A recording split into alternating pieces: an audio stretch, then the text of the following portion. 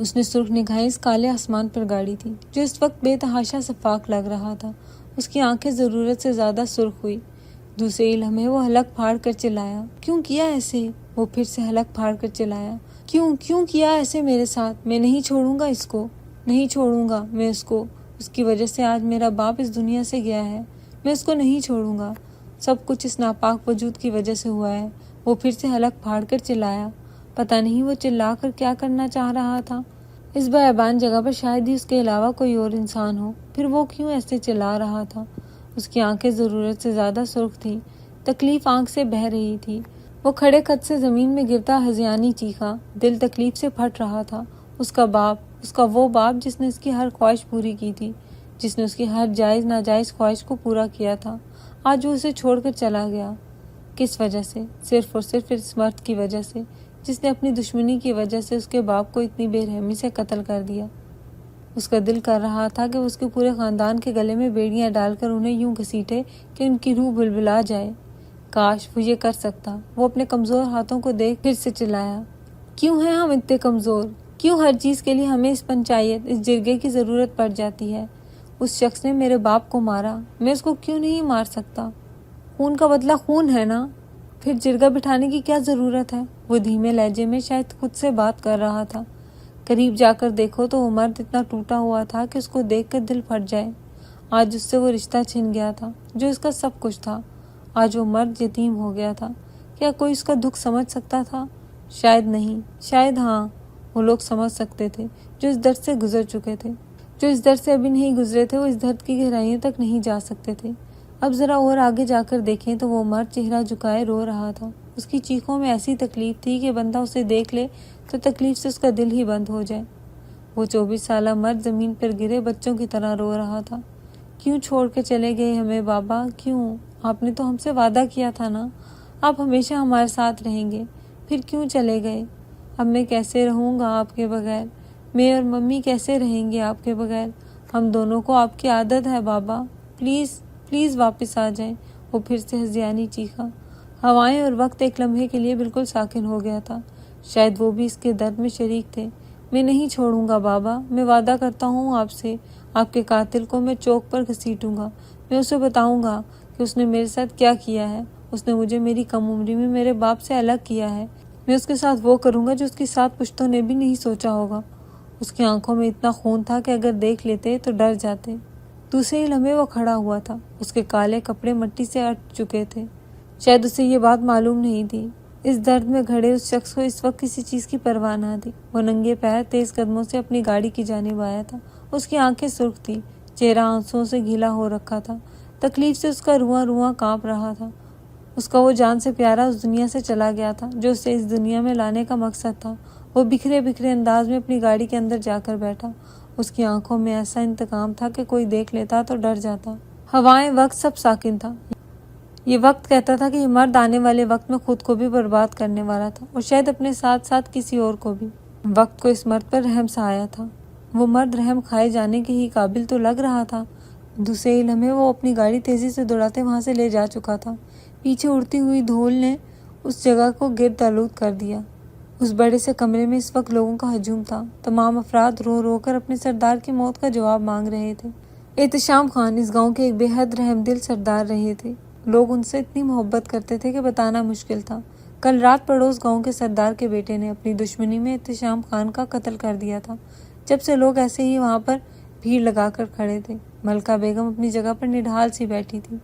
کیا جواب دیتی؟ جواب تھا ہی نہیں۔ ان کا اتنا چاہنے والا شوہر کل ان سے آخری بار مل کر گیا تھا اور کہا تھا کہ واپسی آ رہے ہیں، بس تھوڑی دیر میں۔ اس کے بعد وہ تو واپس نہیں آئے تھے۔ ان کی میت واپس آئی تھی۔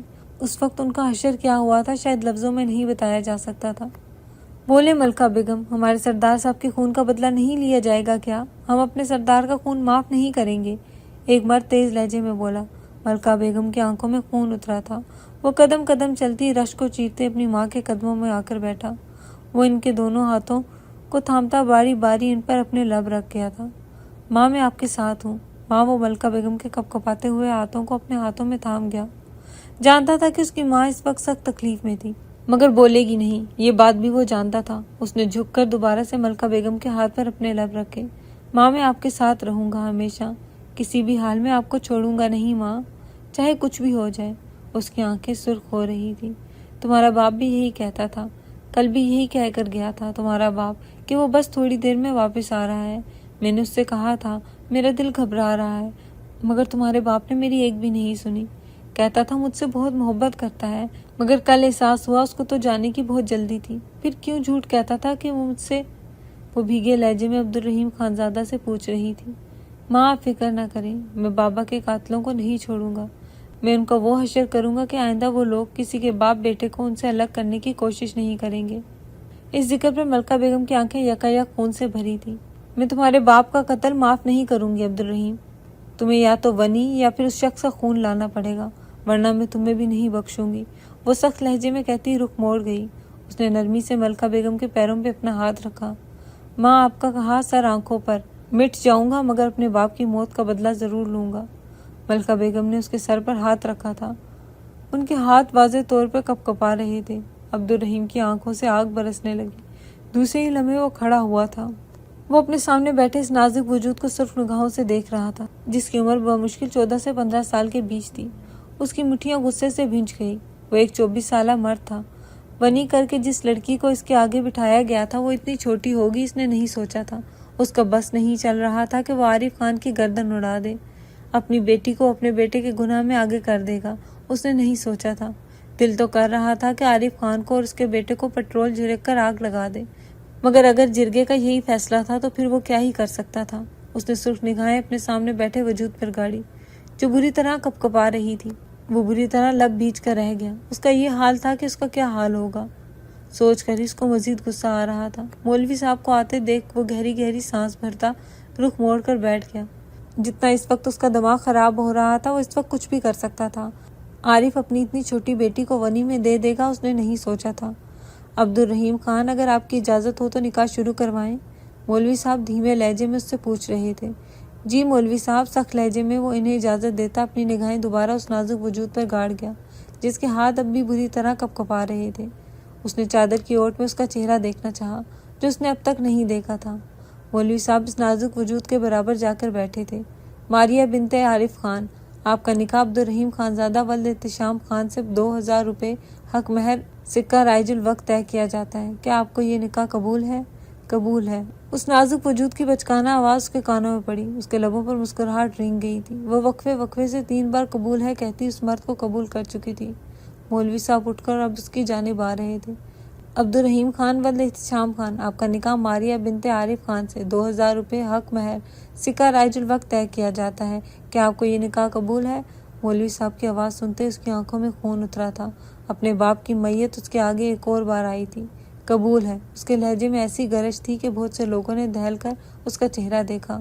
کیا آپ کو یہ نکاح قبول ہے؟ قبول ہے۔ کیا آپ کو یہ نکاح قبول ہے؟ قبول ہے۔ وہ 3 بار قبول ہے کہتا اپنے سامنے بیٹھے اس نازک وجود کو اپنی زوجیت میں لے چکا تھا جس کے ساتھ آگے وقتوں میں وہ ظلم کی انتہا کرنے والا تھا۔ وہ اپنی گاڑی کے ساتھ ٹیک لگا کر کھڑے سگریٹ کے گہرے گہرے کش لے رہا تھا۔ اس کا کلیجہ ایسے جل رہا تھا کہ پوچھو مت۔ دل کر رہا تھا کہ اس ساری دنیا کو پیٹرول جھڑک کر آگ لگا دے۔ اس کا باپ مرا تھا اور ان لوگوں نے اس کے باپ کے خون کے بدلے اس 15 سال کی لڑکی کو ونی کر دیا تھا۔ وہ اتنا بغیرت نہیں تھا کہ اپنے باپ کے خون کے بدلے وہ اس عورت کے ساتھ غلط کرتا، مگر اس کے اندر جیسے اس کا بدلہ پل رہا تھا۔ اس کا جی چاہ رہا تھا کہ اس نازک وجود کو بھی آگ لگا دے گا۔ تھی تو وہ بھی وہیں سے نا جہاں سے اس کے باپ کا قتل ہوا تھا۔ وہ سگریٹ کو پوری قوت سے زمین پر پھینکتا اسے اپنے بوٹوں سے مسل گیا۔ کلیجہ مزید جلنے لگا تھا۔ وہ دوسری سگریٹ اپنی جیب سے نکالتا اس کو سلگا گیا تھا۔ ابھی اس کا کلیجہ اتنا جل رہا تھا کہ وہ پورا سگریٹ کا پیکٹ بھی پی جاتا تو بھی اس کے کلیجے کو سکون نہیں ملنا تھا۔ ایک ملازم اس نازک وجود کا ہاتھ پکڑے اس کے پاس آیا۔ اس کا چہرہ خون رنگ ہوا تھا۔ اس نے اس ملازم سے اس کا ہاتھ چھڑواتے ایک زوردار تھپڑ اس ملازم کے چہرے پر مارا۔ ملازم گھبرا کر پیچھے ہوا تھا۔ صاحب یہ تو ونی میں آئی، خبردار اس کے بارے میں ایک لفظ بھی کہا تو یہ میری بیوی ہے اور میں حق نہیں دوں گا کہ میری بیوی کو کوئی بھی ایرا گہرا ہاتھ لگائے۔ وہ دھاڑتے ہوئے ماریہ کو بھی کپ کپانے پر مجبور کر گیا۔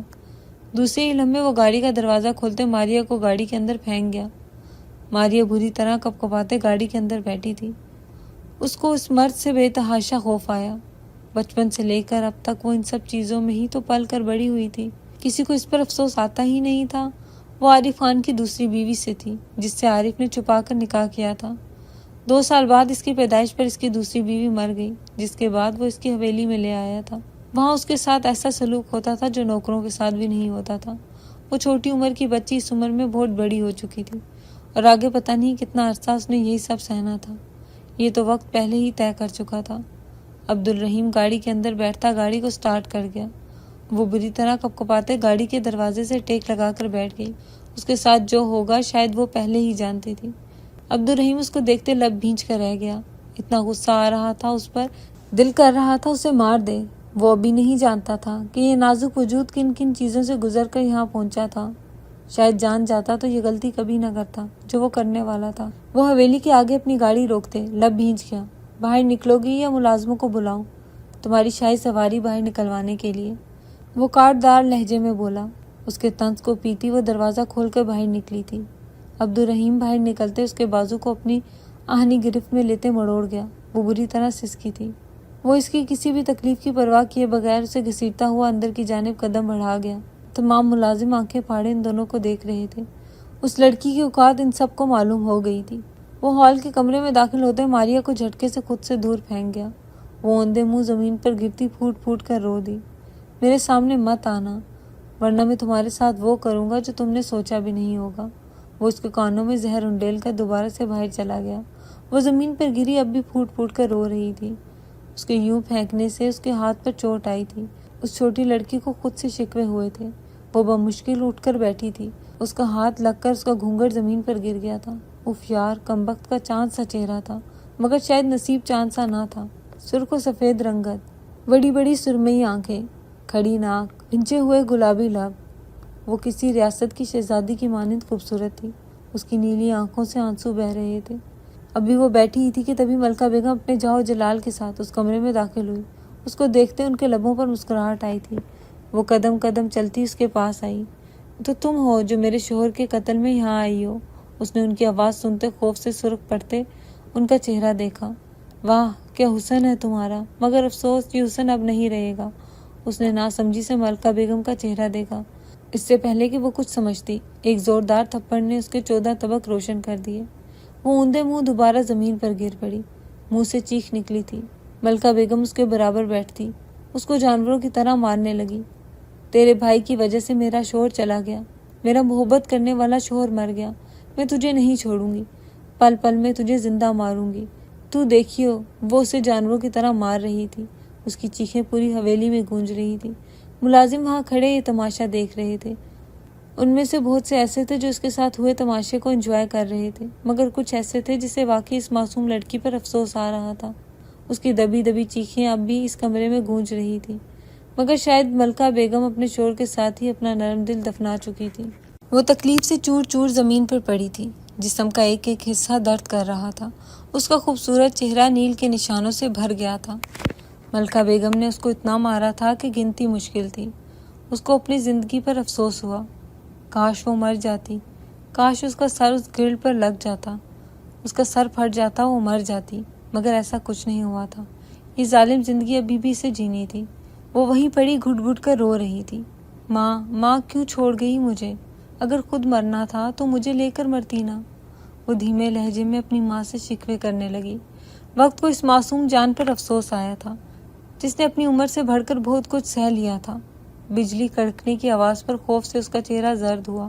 بن موسم بارش سٹارٹ ہو گئی تھی۔ پتہ نہیں کتنا وقت گزر چکا تھا، مگر اندھیرا بتا رہا تھا کہ آدھی رات تھی۔ ظالموں نے اسے وہاں سے ہلنے سے بھی منع کیا ہوا تھا۔ خوف سے اس کی جان نکل رہی تھی۔ بجلی دوبارہ سے کڑکی۔ اس کے لبوں سے فلک شگاف چیخ جاری ہوئی تھی۔ وہ مزید یہاں نہیں رہ سکتی تھی۔ اگر وہ یہاں رہتی تو وہ مر جاتی۔ وہ گرل تھام کر کھڑی ہوئی۔ ایسا لگ رہا تھا جان نکل جائے گی۔ وہ اپنی چادر لیے بغیر تیز قدموں سے آگے کی جانب بھاگی کہ تبھی وہ کسی مضبوط مرد سے ٹکرائی تھی۔ اس سے پہلے کہ وہ نیچے گرتی، عبد الرحیم خان اس کو اپنی باہوں میں سنبھال چکا تھا۔ اندھیرے میں وہ دونوں ایک دوسرے کا چہرہ نہیں دیکھ پائے۔ وہ نرمی سے اس کو خود سے دور کرتا اپنے موبائل کی ٹارچ چلا گیا۔ اس کے چہرے کو دیکھتے عبد الرحیم خان کی آنکھیں سرخ ہوئی تھی۔ اتنی خوبصورتی اس نے آج پہلی بار دیکھی تھی۔ اتنا کومل حسن اس نے آج سے پہلے تو اس حویلی میں نہیں دیکھا تھا۔ پھر یہ کون تھی؟ کون ہو تم؟ نرم لہجے میں اس نے اس سے سوال کیا۔ مجھے مت مارنا، میں تمہارے آگے ہاتھ جوڑتی ہوں۔ وہ اس کے آگے ہاتھ جوڑتی پھوٹ پھوٹ کر رو دی۔ اس کے چہرے پر زخموں کے نشان دیکھتے عبدالرحیم کو منٹوں میں پتہ چل گیا تھا کہ یہ وہی وجود ہے جس سے آج شام وہ نکاح کر کے اس حویلی میں لایا تھا۔ اسی لمحے اس کی طرف سے اس کا دل سخت ہو گیا۔ کیسی عجیب بات تھی نا، جب تک اسے یہ نہیں معلوم تھا کہ وہ اس کی بیوی ہے تب تک اس کے لیے اس کا دل نرم تھا۔ اب جب یہ معلوم ہو گیا تھا کہ سامنے کھڑا وجود اس کا تھا تو اس کا دل سخت ہو گیا۔ وقت کو اس معصوم پر رونا آیا تھا۔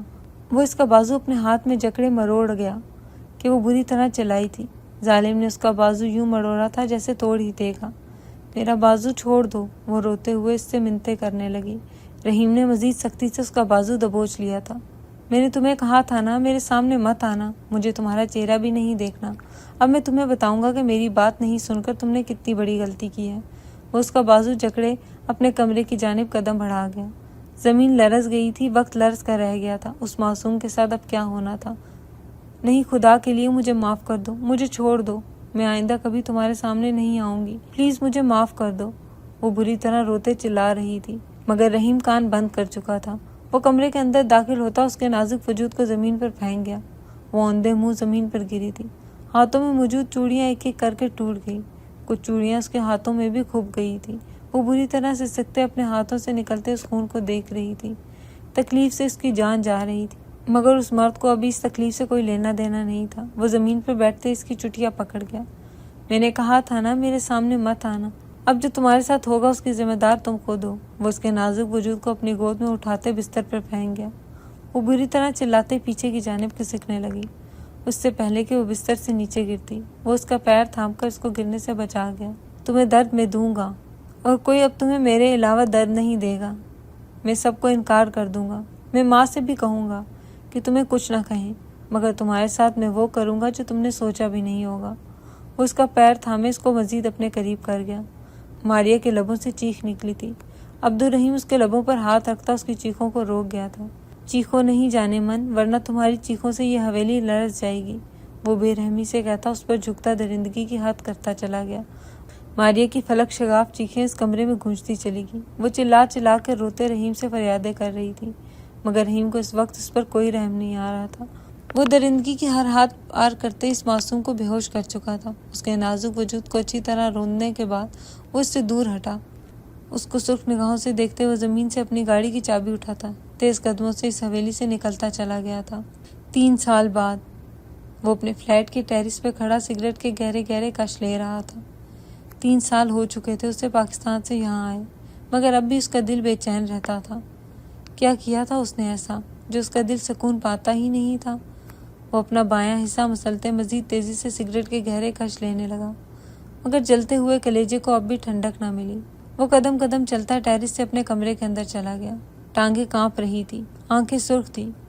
کیوں ہو گیا تھا وہ ایسا؟ ایک نازک وجود کے ساتھ جو کر وہ آیا تھا، کیا اس کے بعد کبھی بھی اس کو سکون حاصل ہو سکتا تھا؟ کسی چیز میں سکون نہیں تھا۔ 2 سال تو جیسے وہ یہاں رہ لیا تھا مگر اب وہ یہاں نہیں رہ پا رہا تھا۔ اس کا دل تڑپتا تھا پاکستان جانے کے لیے، جس عورت کے ساتھ وہ اتنا کچھ کر آیا تھا۔ وہ عورت اب کیسی ہوگی اس کو دیکھنے کے لیے بھی اس کا دل تڑپتا تھا۔ اس کے معصوم چہرے پر کب اس نے اپنا دل دے دیا تھا وہ بھی نہیں جانتا تھا۔ اس دن کے بعد سے وہ ایک دن سکون میں نہیں رہا تھا۔ اس کی چلاتی آواز، اس کا معصوم چہرہ عبدالرحیم خانزادہ کو نیند میں بھی تنگ کرتا تھا۔ وہ کھڑے ہوتے سگریٹ دیوار پر مار گیا۔ کیوں مجھے سکون نہیں آتا؟ کیا کیا ہے میں نے ایسا؟ کچھ بھی تو نہیں کیا میں نے ایسا۔ ان لوگوں نے میرے باپ کو مارا تھا، وہ میری ونی میں آئی تھی، اور ونی میں آئی لڑکیوں کے ساتھ یہ ہوتا ہے نا۔ میں کیوں اتنا سوچ رہا ہوں اس کے بارے میں؟ بھاڑ میں جائے میری بلا سے۔ اگر بچپن سے لے کر اب تک اس کے ساتھ غلط ہوا ہے تو میں نے تو نہیں کیا نا۔ آج سے 15 دن پہلے اسے ماریہ کی حقیقت پتہ چلی تھی کہ ماریہ عارف خان کی دوسری بیوی سے تھی، جو بیوی اس نے مرتے دم تک گمنام رکھی تھی، اور اس کے مرنے کے بعد اس کی بیٹی کے ساتھ کیا سلوک ہوتا رہا تھا وہ بھی اسے پتہ چل گیا تھا۔ اس کے بعد سے وہ اس کے بارے میں سوچنے لگا تھا۔ وہ میری بیوی ہے تو کیا ہوا؟ اس سے شادی میری مجبوری میں ہوئی تھی۔ میری بیوی تو وہ ہوگی جسے میں چاہوں گا۔ تو اسے ہی چاہتا ہے رحیم، اس کے دل نے گواہی دی تھی اور وہ کچھ نہ کر سکا۔ وہ بے چینی سے کھڑے ہوتے دوبارہ ٹہلنے لگا۔ کیا کرے سمجھ ہی نہیں آ رہا تھا۔ کیا اب بھی اس حویلی میں اس کے ساتھ ظلم؟ اس سے زیادہ وہ سوچ نہ پایا کہ وہ بھاگتے ہوئے اپنے کبرڈ تک گیا تھا۔ اب کمرے کا منظر کچھ یوں تھا کہ وہ شخص اپنے کپڑے ایک سوٹ کیس میں بھرتا ہوا نظر آ رہا تھا۔ بس بہت رہ لیا میں نے یہاں، آئندہ میں ان باہر کے ممالکوں میں کبھی نہیں آؤں گا۔ میرے لیے میرا پاکستان ہی ٹھیک ہے۔ میں دیکھنا چاہتا ہوں کہ وہ ٹھیک تو ہے نا، وہ میری بیوی ہے، اور بس بہت رہ لیا اس سے دور۔ اب نہیں، اب جنہوں نے اصل میں میرے باپ کے ساتھ غلط کیا تھا، سزا انہیں ہی ملے گی، اسے نہیں۔ وہ فیصلہ کرتے اپنے تمام سامان لیے اس فلیٹ سے نکل گیا تھا۔ اگلے 2 گھنٹے کی فلائٹ سے اسے اب پاکستان بھی جانا تھا۔ اس نے پاکستان کی سرزمین پر قدم رکھا۔ پاکستان پہنچتے اس کے بے چین ہوتے دل کو سکون مل گیا تھا۔ وہ ایئرپورٹ سے باہر آتا گہری گہری سانسیں لینے لگا۔ ایسا لگ رہا تھا 3 سال بعد جا کر آج وہ کسی فضا میں سانس لے رہا ہے۔ اس کے لبوں پر مسکراہٹ تھی، ایسی خوبصورت مسکراہٹ کہ کوئی دیکھ لیتا تو فدا ہو جاتا۔ اس رات ماریہ پر درندگی ڈھانے کے بعد وہ ہمیشہ ہمیشہ کے لیے پاکستان چھوڑ کر چلا گیا تھا۔ سوچا تھا کہ کبھی واپس نہیں آئے گا، مگر آج نہ صرف وہ واپس آیا تھا بلکہ اب وہ کبھی بھی یہاں سے جانے کا ارادہ نہیں رکھتا تھا۔ اس نازک وجود کے ساتھ جتنا ظلم سے وہ پیش آیا تھا، بعد میں اتنا ہی پچھتایا تھا۔ وہ ایسا تو نہیں تھا جو اس نے کیا تھا، وہ تو فطرتاً ایک رحم دل انسان تھا۔ پھر اس رات اس ہمدردی کھائے جانے والے وجود پر اس نے رحم کیوں نہیں کھایا تھا؟ اس کو آج بھی خود پر غصہ آتا تھا۔ کیسے ہاتھ جوڑ رہی تھی نا وہ اس کے سامنے کہ اس کو نہیں مارے، وہ آئندہ اس کے سامنے نہیں آئے گا، مگر مارنے سے زیادہ گہری وہ روح کی تکلیف پہنچا کر گیا تھا اسے۔ عمر ہی کیا تھی اس کی، 14 سے 15 سال۔ اس عمر میں اس نے اس کے ساتھ کیا کیا تھا جو اس وقت وہ سہن بھی نہیں کر سکتی تھی؟ وہ پرانی یادوں میں کھویا ہوا تھا۔ آج بھی وہ سب اسے بے چین کرتا تھا۔ ایسا نہ کرتا، کیوں کیا تھا اس نے ایسا؟ کاش وہ ایسا نہ کرتا، کاش وہ اسے مار لیتا، مگر ایسا نہ کرتا۔ 3 سال بعد وہ اس کے اور اپنے درمیان تمام دوریوں کو ختم کر گیا تھا۔ ان 3 سالوں میں اس کے ساتھ کیا کیا ہو گیا ہو، سوچ کر ہی اس کا دل تڑپ اٹھا۔ پاکستان آنے کا اس نے اپنی ماں کو نہیں بتایا تھا، اس لیے وہاں نہ تو کوئی اس کا ڈرائیور کھڑا تھا نہ کوئی جاننے والا۔ وہ اپنی پاکٹ سے موبائل نکالتا کیب بک کروانے لگا۔ بے چینی سے اس کا چہرہ مزید سرخ ہو گیا تھا۔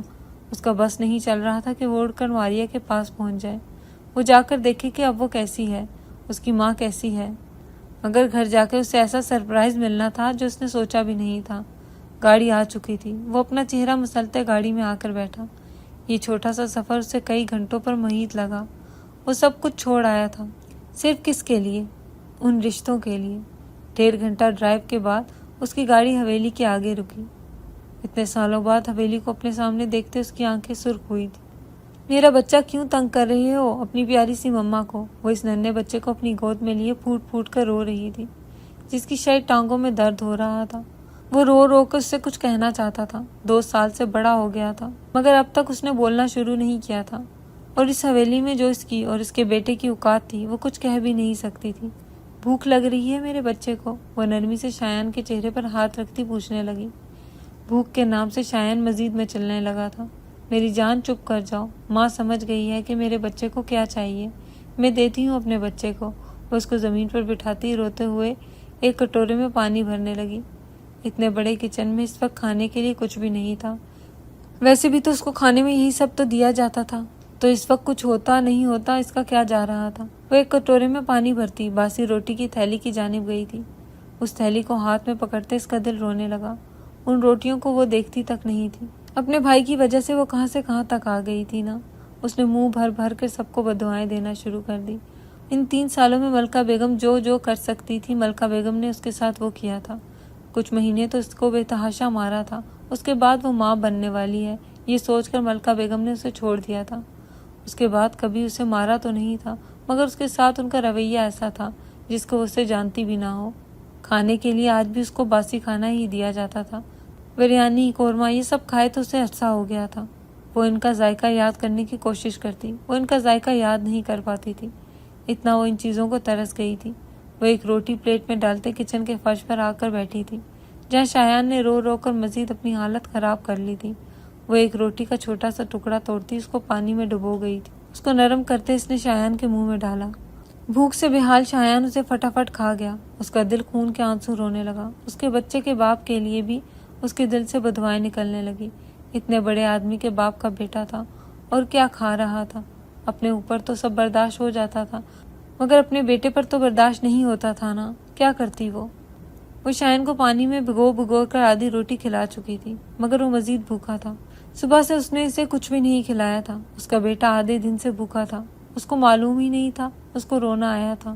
اب بھی وہ اسے روٹی کھلا ہی رہی تھی کہ تب بے حد تیزی سے بجلی کڑ گئی۔ اس نے خوف سے کانپتے شایان کو خود سے لگا لیا تھا۔ اس رات سے وہ آج تک خوفزدہ ہوتی تھی۔ آج سے 3 سال پہلے کی یہ وہ بارش بھری رات نہیں بھول پائی تھی۔ اس نے اندھیرے میں کسی سائے کو کچن کی جانب آتے دیکھا۔ خوف سے اس کی سانس تک رک گئی تھی۔ شایان پر پکڑ مزید مضبوط کر دی۔ کون ہے یہاں؟ اس کی آواز، ہاں اس کی آواز۔ اس آواز کو تو وہ لاکھوں میں پہچان سکتی تھی۔ اس آواز نے ہی تو اس کی زندگی برباد کی تھی۔ اس نے ہی تو اس کو اس نہج پر پہنچایا تھا۔ وہ شایان کو مزید سختی سے اپنے سینے سے لگا گئی۔ اس نے زمین سے اٹھنا چاہا، مگر اس کے قدم زمین نے یوں جکڑ لیے تھے جیسے کبھی نہیں چھوڑے گا۔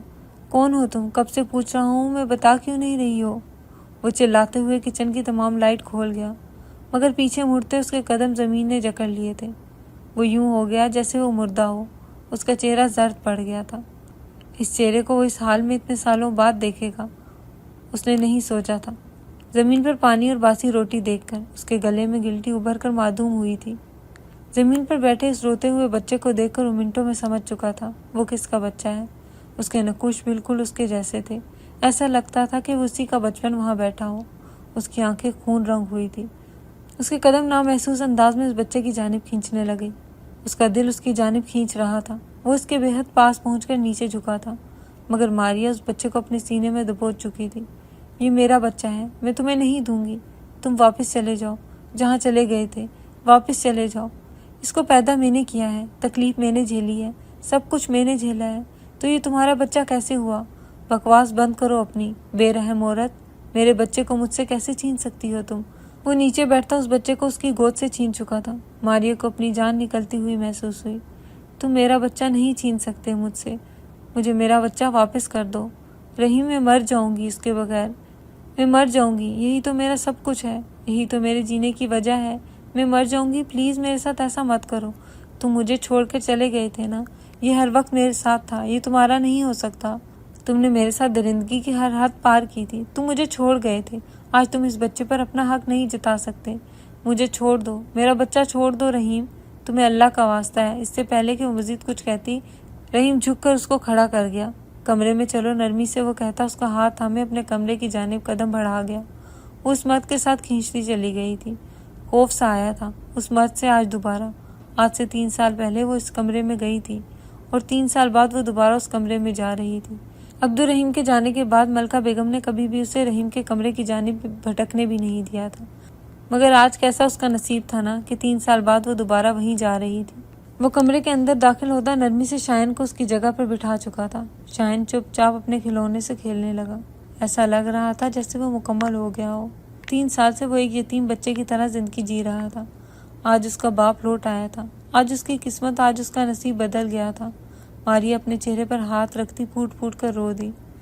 تم اس پر حق نہیں جتا سکتے رحیم، یہ میرا بیٹا ہے۔ جب میں درد سے تڑپی تب تم نہیں تھے، اب تم اس پر حق نہیں جتا سکتے۔ وہ اس کی کوئی بھی بات سنے بغیر نرمی سے اس کے قدموں میں بیٹھ گیا۔ اس عورت کے قدموں میں بیٹھنا ہی عبدالرحیم کی زندگی تھی۔ جو اس کے ساتھ وہ کر کے گیا تھا، شاید اس کی معافی کبھی اس کو ملتی۔ وہ نرمی سے اس کے پیروں کو اپنے ہاتھ میں لیتے جھک کر اس کے پیروں میں اپنے لب رکھ گیا۔ ماریا بری طرح سرخ پڑتے اس کے ہاتھوں سے اپنا پیر کھینچ گئی۔